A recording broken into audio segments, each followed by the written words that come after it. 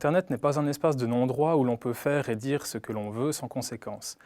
Le droit pénal s'applique aussi sur Internet. On se croit intouchable derrière son écran, un pseudonyme, mais on laisse des traces partout, même quand on chiffre des données, même si elles s'effacent après quelques secondes.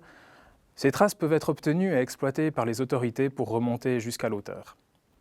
Dans l'univers numérique, on peut porter atteinte à une personne sans forcément commettre une infraction pénale. On dit alors qu'on porte atteinte à ses droits de la personnalité. Ces droits constituent l'ensemble des biens ou valeurs qui appartiennent à une personne du seul fait de son existence. On vise notamment l'intégrité corporelle et psychique, l'honneur, le domaine secret, la vie sexuelle, etc. Le Code civil suisse protège ces droits contre les atteintes illégales. On peut ainsi requérir du juge d'interdire une atteinte illicite si elle est sur le point de se produire, de la faire cesser si elle dure encore, ou d'en constater le caractère illicite si le trouble que l'atteinte a créé subsiste. En cas de violence, de menace ou de harcèlement, la victime peut requérir du juge qu'il interdise à l'auteur de l'atteinte de l'approcher ou d'accéder à un périmètre déterminé autour de son logement, de fréquenter certains lieux, notamment des rues, des places ou quartiers, ou de prendre contact avec elle, notamment par téléphone, par écrit, par voie électronique, ou alors de lui causer d'autres dérangements. La diffamation consiste à accuser une personne de tenir une conduite contraire à l'honneur ou de porter atteinte à sa considération. Jeter des soupçons ou propager ces accusations ou soupçons est également punissable. Ce qu'on protège ici est la réputation d'être un individu honorable, de se comporter comme une personne digne. Il ne suffit pas de rabaisser une personne dans la bonne opinion qu'elle a d'elle-même ou dans les qualités qu'elle croit avoir.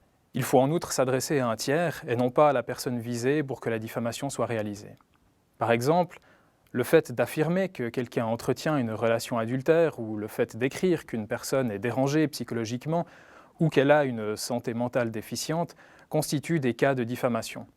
A l'inverse, des critiques qui visent comme tels l'homme de métier, l'artiste ou le politicien ne sont en principe pas diffamatoires. L'auteur de la diffamation ne risque aucune peine s'il prouve que ce qu'il affirme ou propage est conforme à la réalité ou qu'il avait des raisons sérieuses de tenir de bonne foi ces affirmations pour vraies. Dans le cas des réseaux sociaux, par exemple, il faut avoir à l'esprit que le fait de retweeter, de partager, de commenter ou de liker un contenu va propager ce contenu auprès d'autres personnes. Si ce contenu est diffamatoire, on est donc punissable au même titre que la personne qui a initialement porté les accusations. La calomnie est une forme aggravée de diffamation. Elle s'en distingue par le fait que les allégations attentatoires à l'honneur sont fausses et que l'auteur le sait pertinemment. Le fait d'accuser une personne de certains actes criminels dans le but de se disculper peut être constitutif de calomnie. L'injure consiste à attaquer autrui dans son honneur par la parole, l'écriture, l'image, le geste ou par des voies de fait. L'injure peut consister dans la formulation d'un jugement de valeur offensant ou une injure formelle qui témoigne du mépris de l'auteur à l'égard de la personne visée. Par exemple, montrer ses fesses, cracher par terre, faire un doigt d'honneur, traiter quelqu'un de mongol, de parasite ou de psychopathe sont des injures. On vise deux situations. Premièrement, le fait d'enregistrer, sans le consentement des autres interlocuteurs, une conversation non publique à laquelle on prend part est illicite. Le but est de protéger les autres participants contre un enregistrement clandestin de propos non publics, comme une discussion au téléphone ou dans un bureau. Il y a consentement tacite lorsque l'interlocuteur poursuit la conversation alors qu'il a remarqué qu'il était enregistré.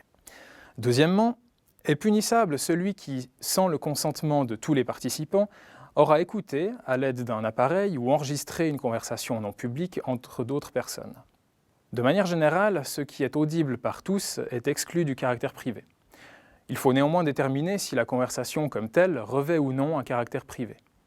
Si tel est le cas, pour éviter de commettre une infraction pénale, il suffit de demander à chaque participant à la conversation s'il accepte d'être enregistré. Si un seul ne consent pas, l'infraction sera réalisée, mais ceux qui ont consenti ne pourront pas déposer plainte. Dans le contexte de cours à l'école ou à l'université, il est indispensable d'obtenir l'autorisation de l'enseignant et des autres orateurs si l'on souhaite enregistrer le cours. Cette disposition protège les individus contre la violation de leur domaine secret ou privé au moyen d'un appareil de prise de vue. Il suffit ici d'observer ou enregistrer, sans le consentement de la personne intéressée, avec un appareil de prise de vue, un fait qui relève du domaine secret de cette personne ou un fait ne pouvant être perçu sans autre par tout un chacun et qui relève du domaine privé de celle-ci.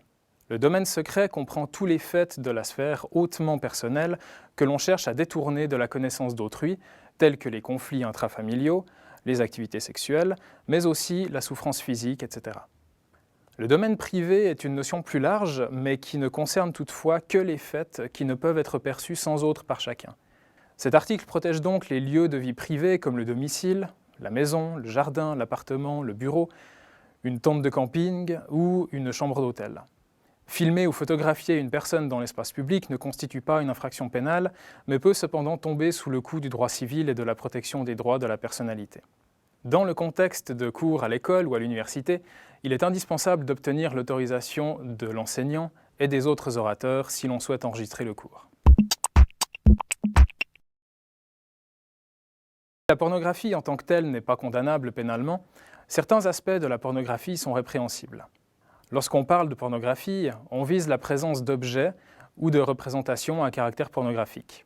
Cela signifie qu'une image, une vidéo ou un élément de spectacle dont le contenu sort du cadre normal de la sexualité ou dont le caractère est cru ou vulgaire sont considérés comme ayant un caractère pornographique, sauf s'ils ont une valeur culturelle ou scientifique. Le fait d'offrir, montrer ou rendre accessible à une personne de moins de 16 ans des objets ou des représentations à caractère pornographique est punissable, même si le mineur est d'accord. Quel que soit l'âge des personnes, exposer ou montrer en public des objets ou des représentations à caractère pornographique ou les offrir à une personne qui n'en veut pas est aussi condamnable. Quant à la pornographie dure, elle est absolument interdite. Elle consiste en des objets ou représentations à caractère pornographique ayant comme contenu des actes d'ordre sexuel avec des enfants, des animaux, des excréments ou comprenant des actes de violence. Le simple fait de fabriquer, importer, prendre en dépôt, mettre en circulation, promouvoir, exposer, offrir, montrer, rendre accessible ou mettre à disposition de tels objets ou contenus est punissable. De même, l'acquisition ou l'obtention par des moyens électroniques, via un site web ou simplement grâce à WhatsApp ou Snapchat, ou la possession de tels contenus est également punissable.